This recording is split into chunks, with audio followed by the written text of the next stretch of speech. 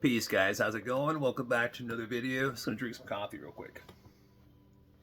I want to talk about astral voids in this video. Got a different screen set up behind me, so hopefully that'll work real good. So in this video, actually that does look a lot better. Just want to feel that water back there, So anyways, so in this video, let's talk about astral voids. I've made a few different videos, maybe 5 videos in regards to voids, astral voids in the last few years. Why? Because it's a very huge topic, huge subject. A lot of near-death experiencers and people who do astral projection or have spontaneous out-of-body experiences, at some point we all encounter the black void, and I call it just astral voids. They're just scattered around. There isn't one. There's probably who knows how many, and and it's pretty apparent, and it's pretty obvious when you're consciously aware in your energy body, and you are all of a sudden in a black void, and there's nothing. You can barely see anything.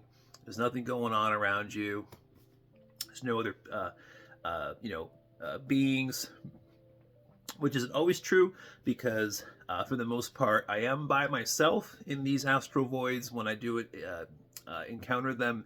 But there has been a couple little times or situations where I noticed that there was another being, next to me or near me, or at least I sensed it. Okay, so there's a little variability there, variable nature to the void. Sometimes I have experienced some other little unique things, but for the most part, you're just kind of on your own in a black hole, a black void, and people tend to get scared. They get freaked out. Now, I want to tell you in this video, hopefully this reaches out to certain people who need to hear this, but these voids that you encounter when you either have an NDE or whatever out-of-body experience, you are encountering something really neat and super cool.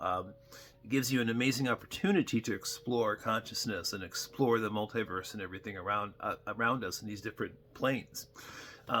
So when you encounter these black astral voids, there's two things. Two really huge things that you can try to do. One is you can use voids as a way to travel, okay? To travel into the huge, vast astral plane structure. Since it's in the astral plane structure, these voids. So the easiest thing to do is to travel anywhere within the astral plane structure, the multiple planes, multiple levels. So it's great for traveling. And the other thing it's great for is creating and using your own mind's eye or your own consciousness to have the intent to create some particular thing, like your own astral reality construct, or you just want to travel to a particular place. You can travel into the real-time etheric plane, where if you're in an astral void, you can shift your conscious awareness into the ghost plane, and you can go to your friend's house, or someone close to you, or you want to see somebody or see a place or just be there. So you can really use it for traveling, like your own portal, so to speak. You could also call it reality shifting. I've made videos where you are in the void.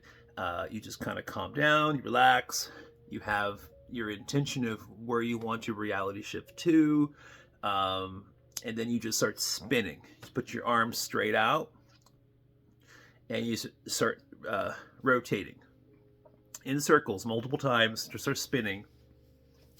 As you spin to the 3rd, 4th spin, 5th, sometimes 7th spin, that's when you start to feel that you're pulled, and then you're shifting. You're going to whatever that place is that you are imagining in your mind's eye. When you're in a void, you're, you know, absent of light, and you don't really see a lot of stuff in front of you. And so you're kind of really dependent on your own imagination or creational aspects within your own mind or your own consciousness in that moment of being in the void. So be careful too, because if you're in an astral void, consciously aware, and you don't really understand what you're dealing with, and you start to get really freaked out, super scared, and you start thinking about, you know, just creatures and demonic entities and just all kinds of stuff, I promise you, if you don't wake up in your physical body, you know, after being scared in the void, you know, what you'll do is you'll, you know, just basically manifest or shift into some really nasty, you know, reality construct in the low astral plane, in the lower aspect of the astral planes. And, you know, and it won't be a very nice place. And then you get there, and once you realize that you've accidentally gone to a nasty place, you know, you have to immediately set your intention to go back to your human body, fully consciously aware, reintegrate 100%. Remember, when you're having these experiences, you know, while your human body is still functioning, your human body is still essentially alive, and there's biological mechanisms operating and doing what it needs to do. You know, there's still always a percentage of your consciousness, soul energy, that's still connected to your human body while you're doing these astral projections. Okay, so it's very easy to go back. Okay, what does happen too sometimes is you get into a kind of a place where you're uncomfortable in an astral projection, and you go back to your body, and you do, but sometimes they do turn into the false awakening, lucid dreams, or just false awakening dreams in general. That's happened to me handfuls of times, and then I have to kind of battle through a couple false awakenings to come back to this reality. But that doesn't always happen. I'm just talking about all the stuff, you know, the possible scenarios that could take place. But basically, you know, the emphasis of this video is to point out how, even though you find yourself in an astral void, and again, there's many different voids, it's not a scary thing. It's an amazing thing. It's an opportunity, again, to travel, and it's also an opportunity to be a creator being in that moment through your mind, if you're ready to do that. Also, what you can do is it's a shortcut to the Akashic plane, or the Akashic field, the Akashic records, Akashic library, whatever you want to call that. It's a shortcut to access that data. Okay, so that's another important thing to try sometimes and to experiment with. And so I hope that when you watch this video, and when you do find yourself in an experience like an astral void, and you're consciously aware in it, you realize where you are. Realize it's an opportunity. It's an amazing opportunity. The last thing you want to do is freak out and try to go back to your human body and end the experience. That is the last thing you want to do. What you want to do is harness an opportunity, but just in your day-to-day spiritual practices and meditations, practice what you actually want to execute on when you do find yourself in a void situation, so that way you can be more mentally prepared for it. A, you recognize where you are, and then B, you know what your intention is when you find yourself there. Okay, and then you practice that intention, and you do it multiple times and over again. It will pay off.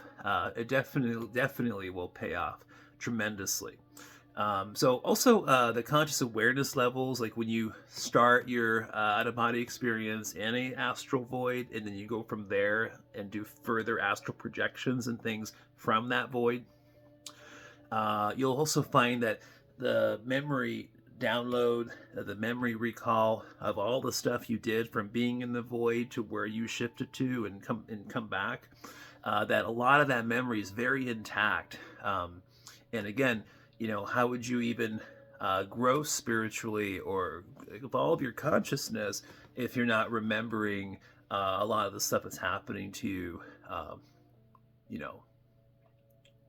when your physical body is, in a certain state, like in an unconscious state, laying in bed or something, right? But in the meantime, you're totally conscious as awake, and you are doing things and remembering it all. So I'm going to leave the video at 10 minutes today, and I appreciate everyone. Hit the likes button to help my channel. If you want to support my channel, that's the best way to do that. From what I understand, the more like ratio to how many views the video is getting that first day from when you upload it, when that ratio is higher on likes, apparently the YouTube algorithm, AI overlords kind of feed out the video more as a suggested video. That's my understanding. Is that totally true? I don't know, but still, I think it might be. So help the channel, hit the likes button. Talk to you later. Bye.